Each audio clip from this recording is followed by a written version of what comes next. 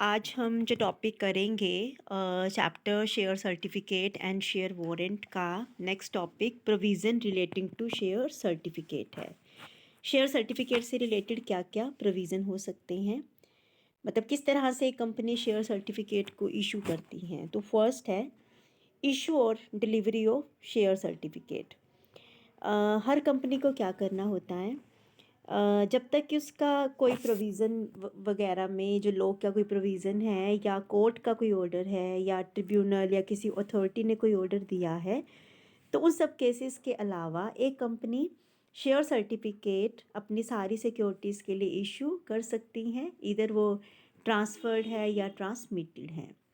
तो करना कब कब होता है, अगर हम फर्स्ट केस की बात करें, अगर तो हमने शेयर इशू करे हैं डायरेक्टर को जिन्होंने हमारे मेमोरेंडम के ऊपर साइन करे हैं, मींस जो हमारे हम कह सकते हैं कि जो इनकॉर्पोरेशन के टाइम जिन्होंने मेमोरेंडम के ऊपर साइन करे थे, तो उनको इनकॉर्पोरेशन होने के with in 2 month share certificate issue करना होता है। अगर शेयर सर्टिफिकेट हमने इधर अलॉटमेंट वाला केस है, तो अलॉटमेंट होने के विद इन 2 मंथ, जैसे अलॉटमेंट हम करते हैं शेयर्स को, तो उसके 2 महीने के अंदर अंदर शेयर सर्टिफिकेट इशू करना होता है। अगर शेयर जो है वो हमने इशू करा है, अगर शेयर ट्रांसफ़र कर दिए गए हैं, ट्रांसमिट कर दिए गए हैं, तो उस केस में जब ट्रांसमिशन का जो नोटिस है वो कंपनी को मिल जाता है, तो उसके with in 1 month share certificate issue करना होता है।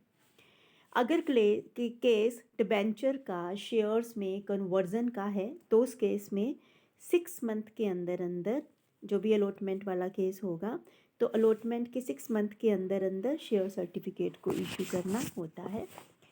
तो एक शेयर होल्डर क्या कर सकता है, एक शेयर होल्डर को सभी शेयर्स के लिए जितने भी उसके पास कंपनी के शेयर्स हैं, तो उनके लिए एक सर्टिफिकेट इशू किया जाता है। सभी शेयर के लिए एक ही सर्टिफिकेट इशू किया जाता है। अगर शेयर सर्टिफिकेट जॉइंटली बहुत सारे पर्सन ने टेक ओवर करे हुए हैं, तो कंपनी बाउंड होती है कि उसको सिर्फ एक ही सर्टिफिकेट इशू किया जाएगा और ये इसको सफिशिएंट भी माना जाएगा। तो कंपनीज एक्ट 2013 के अकॉर्डिंग कंपनी की एक ड्यूटी बनती है कि वो शेयर सर्टिफिकेट एक प्रिस्क्राइब टाइम के अंदर इशू करे।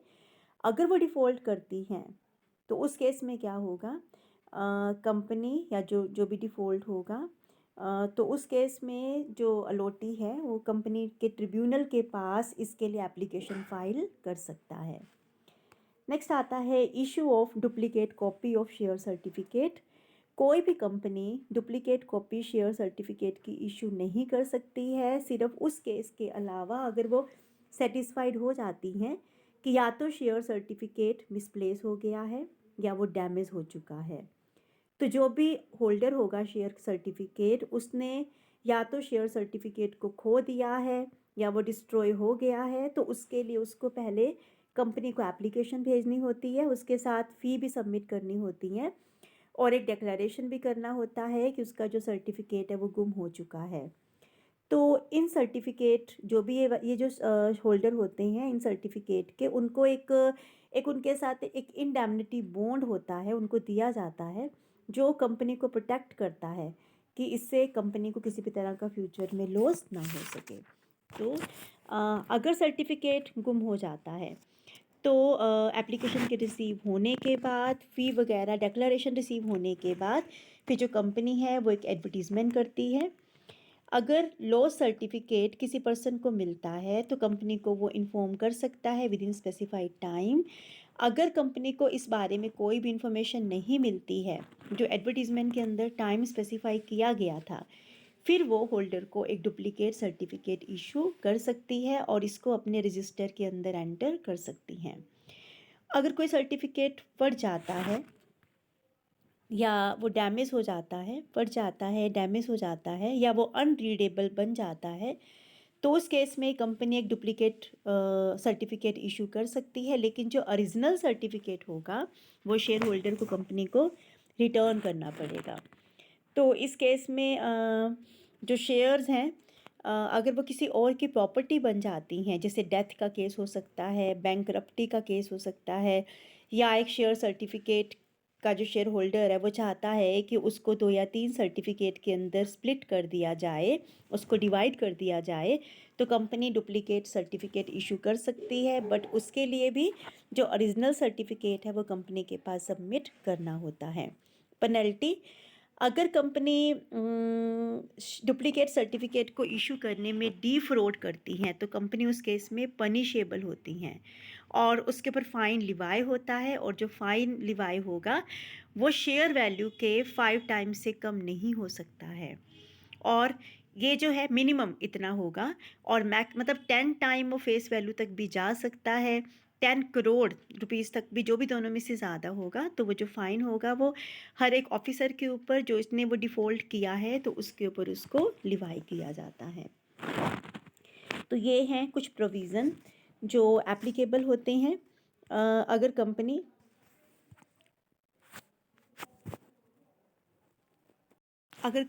डिफ़ॉल्ट करती हैं, अगर कंपनी को शेयर सर्टिफिकेट इशू करना होता है तो ये प्रोविज़न एप्लीकेबल होते हैं। तो फर्स्ट ऑफ ऑल, इशू और delivery of share certificate, issue of duplicate copy of share certificate, then penalty आ जाता है। इसके बाद नेक्स्ट जो टॉपिक है that is share warrant. Share warrant क्या होते हैं?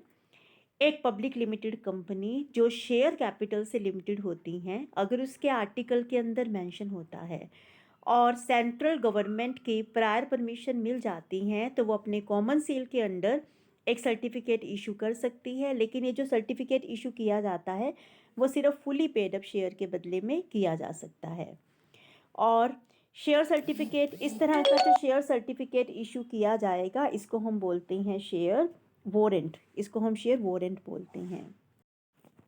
शेयर जो वारंट होता है, शेयर वारंट कंपनी के लिए शेयर सर्टिफिकेट जो है ये पब्लिक लिमिटेड कंपनी इशू करती हैं और शेयर कैपिटल से जो लिमिटेड होती हैं आर्टिकल के प्रोविज़न में इसको इशू किया जाता है, और इसके लिए सेंट्रल गवर्नमेंट की प्रायर परमिशन लेनी पड़ती है। ये कॉमन सील के अंडर इशू किए जाते हैं। अगर shares fully paid up share होते हैं तो उनके लिए ये सर्टिफिकेट इशू किया जाता है। इस सर्टिफिकेट को हम शेयर वारंट बोलते हैं। शेयर वारंट इस चीज़ का प्रूफ होता है कि जो शेयर होल्डर है जिनके पास ये वारंट है वो इस पर्टिकुलर वारंट का उस कंपनी का शेयर होल्डर है। शेयर वारंट कंपनी के कॉमन सील के अंडर इशू किया जाता है। ये नेगोशिएबल इंस्ट्रूमेंट होता है। शेयर वारंट एक बेयरर डॉक्यूमेंट ऑफ टाइटल होता है जिसको ईजिली किसी को भी ट्रांसफ़र किया जा सकता है। कंपनी इसको अपनी कॉमन सील के अंडर इशू करती है, इसके ऊपर प्रॉपर स्टैंप लगी होती है और एज़ पर आर्टिकल इसके अंदर 1 या 2 डायरेक्टर के साइन होते हैं। कंटेंट क्या होता है शेयर सर्टिफिकेट का, क्या क्या चीज़ें हैं जो शेयर सर्टिफिकेट के अंदर मेंशन की जाती हैं?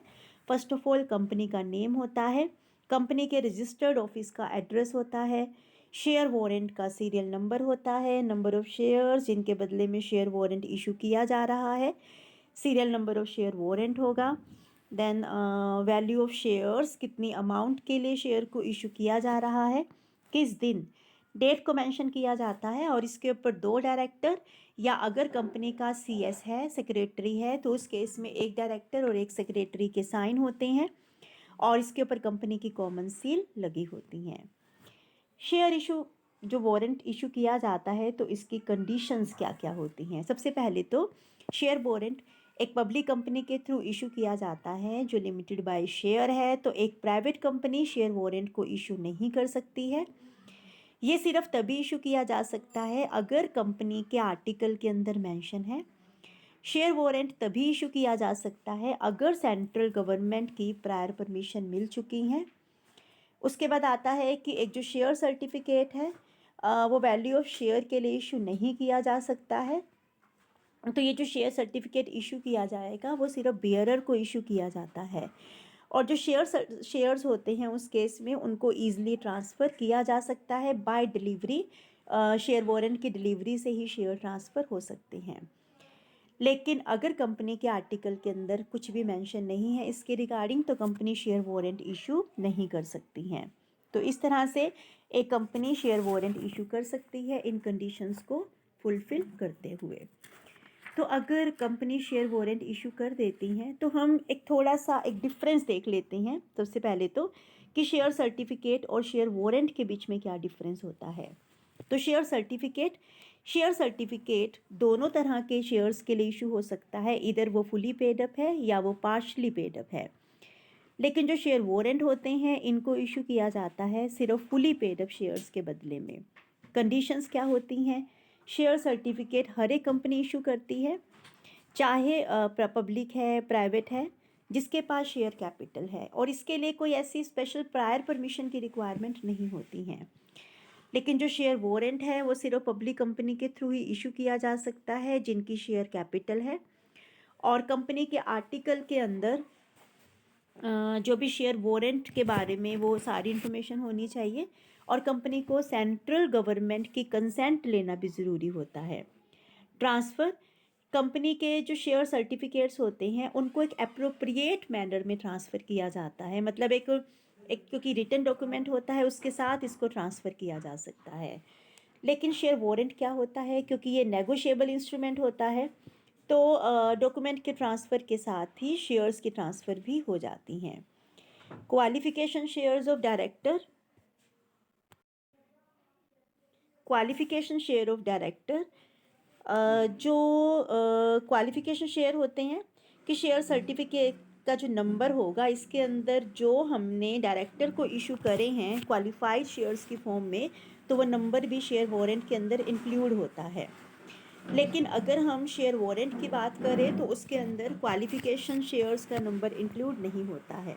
मेंबरशिप, ये ज़रूरी होता है कि शेयर सर्टिफिकेट का जो बियरर होगा, जिसके पास शेयर सर्टिफिकेट है, उसका नेम कंपनी के रजिस्टर के अंदर मेंशन हो, तो शेयर सर्टिफिकेट का जो बियरर होता है वो कंपनी का मेंबर बन जाता है।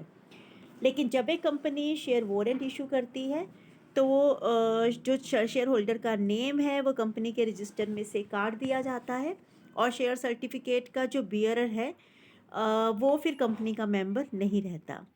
शेयर वारंट का जो बियरर होता है उसको ये माना जाता है कि उसके पास मेंबर के सारे राइट है, मतलब उसको वो सारे राइट मिल जाते हैं जो भी आर्टिकल के अंदर मेंशन होते हैं। नेचर क्या है? शेयर सर्टिफिकेट एक कंप्लीट प्रूफ होता है ओनरशिप का, और शेयर वारंट जो होता है एक एश्योरेंस होती हैं कंपनी से ओनर शेयर की ओनरशिप के बारे में। डिविडेंड कूपन, शेयर सर्टिफिकेट के साथ किसी भी तरह का डिविडेंड कूपन नहीं होता है, लेकिन शेयर वारंट के साथ एक डिविडेंड कूपन अटैच होता है। Payment of dividend, share certificate का जो बियरर होगा तो उसको इंडिविजुअली इन्फॉर्म किया जाता है डिविडेंड की पेमेंट के बारे में, लेकिन जो शेयर वारंट के बियरर होते हैं उनको एक कूपन के थ्रू डिविडेंड पे किया जाता है। Application for winding up, share certificate के जो होल्डर होते हैं उनको कंपनी के वाइंड अप के लिए एप्लीकेशन देनी होती है, लेकिन जो शेयर वारंट के बियरर होते हैं उनके पास राइट नहीं होता कि वो कंपनी को वाइंड अप करने के लिए एप्लीकेशन दे सके। So this was difference between share certificate and share warrant. I hope this topic is clear to you. Thank you.